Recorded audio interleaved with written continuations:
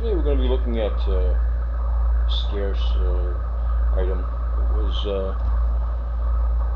last up on eBay in 2016. There were, I think, 10 that were torn in bad condition. Before that, it was 2010 at a private auction house. This is Punchinello. It was issued by the Punchinello Publishing Company, but has ties to the American News Company. That's who's distributing it. It's at the same address. So what does that tell you? There are 17 issues here. The total run in 1870 was 38 or 39. There's not a lot written up about this magazine. What is written up is mostly talking about how scarce it is and such. It was a political satire that dealt with a little bit of the theater district in New York and such. It always has a very poignant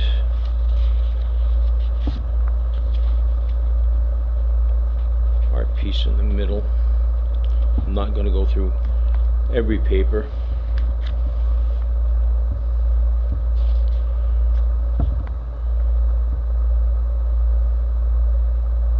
Dealing with the financial relief from the, must be the town, I mean the city of the town.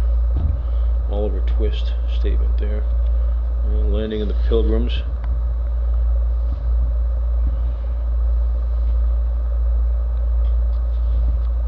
Some type of a poem. Always has a political synopsis of the time. A condensed Congress saying there. List and notes and memos. Talks about the 15th Amendment over here.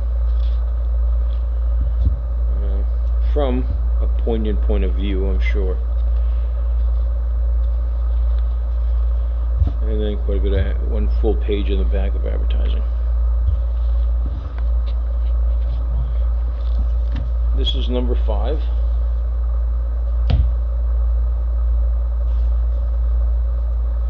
This is number 6. The front picture is the same. The top has changed the advertisement. This here is talking about Alaska and its resources by W.H. Dahl.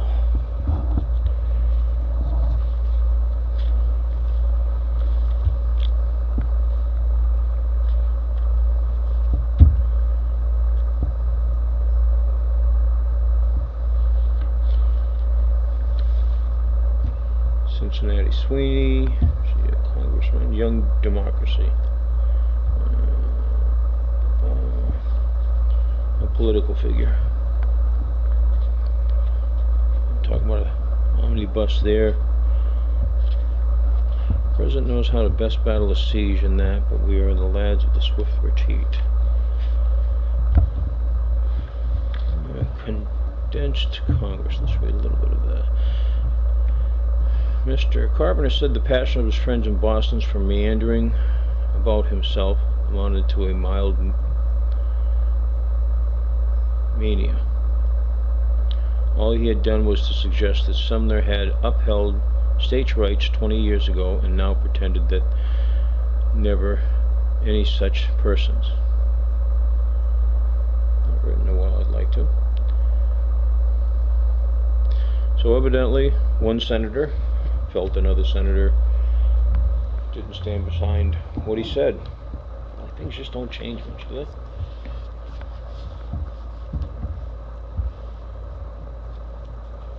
There's number 9.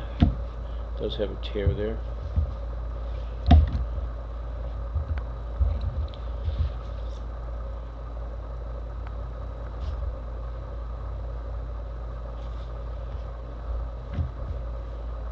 Here's number 12.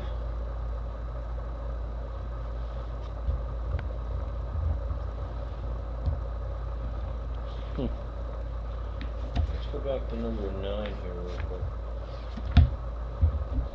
Perspective of Pomeroy's Democrat for 1870. Must be a Democratic newsletter. They're looking for subscribers.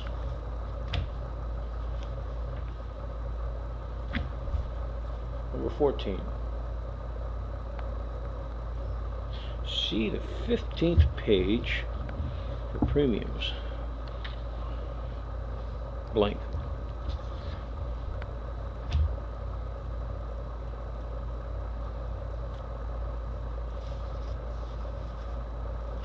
Number 20.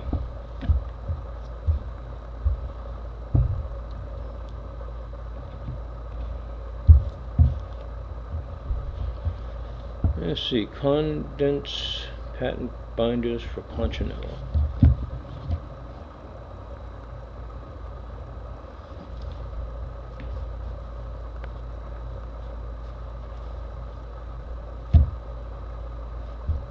Number 21.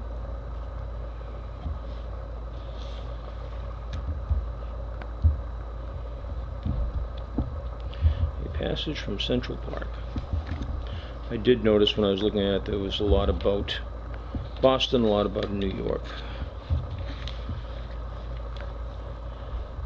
Performed on the beach at Long Branch, Professor James Fisk Jr., a great American athlete. I don't remember that. I remember that name in political arenas, not in athletic arenas.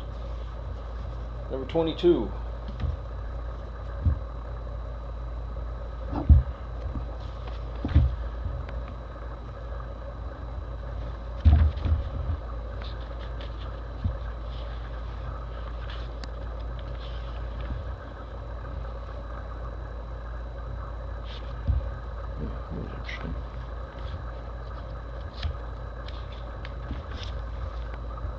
Friends, I have the real victim of the Democratic politicians.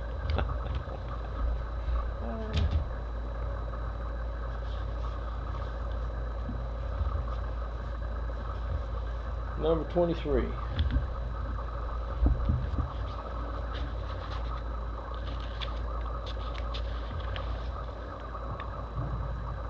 Laws versus lawlessness.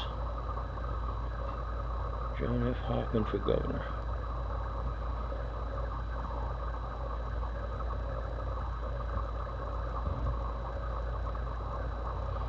For Mayor O'Brien the Sweeper.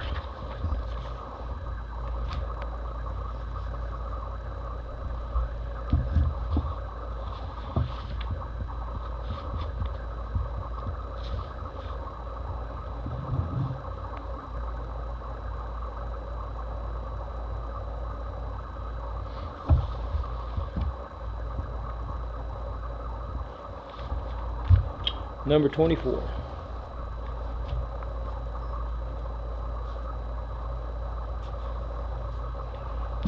Number 25. At the Saratoga Convention.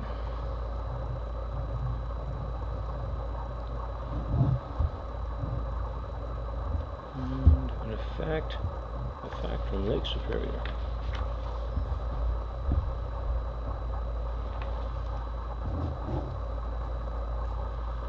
Number 26.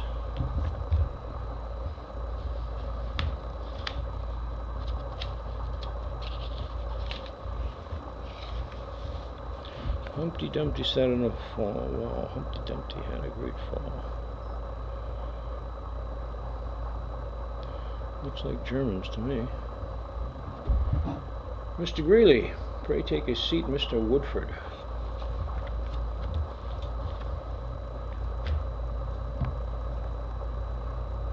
New York governor race was that. Number 28.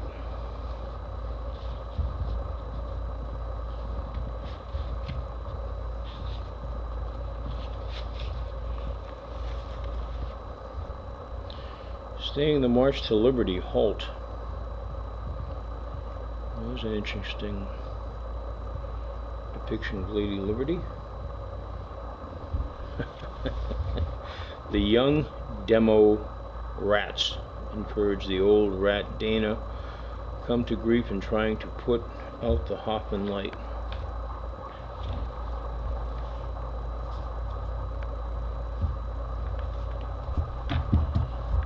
Number 30.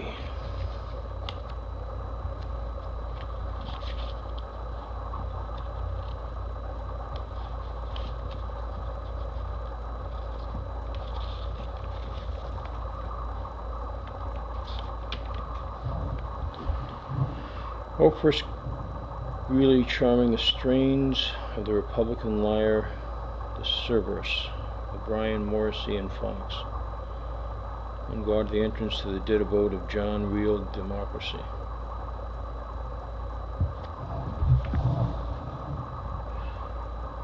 Another Horace Greeley depiction.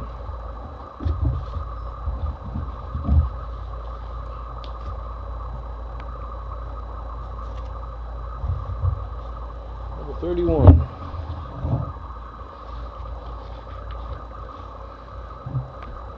Sight too bad. Depiction of Mr. President, so that must be Grant.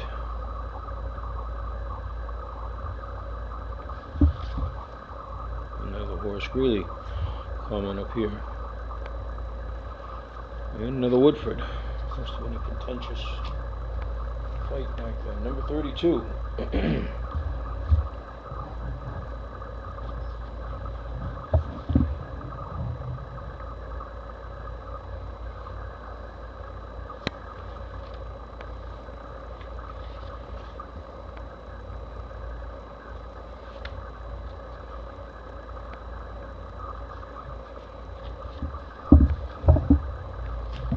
As I said, this is number 33. This ran from April 1870 to Christmas Eve 1870. That's 38 weeks, I believe. And here are 17 of them.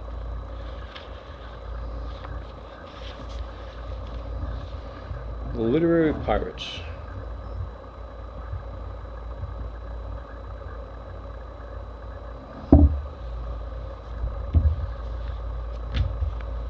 This will be up on eBay. Should be a link attached to this video.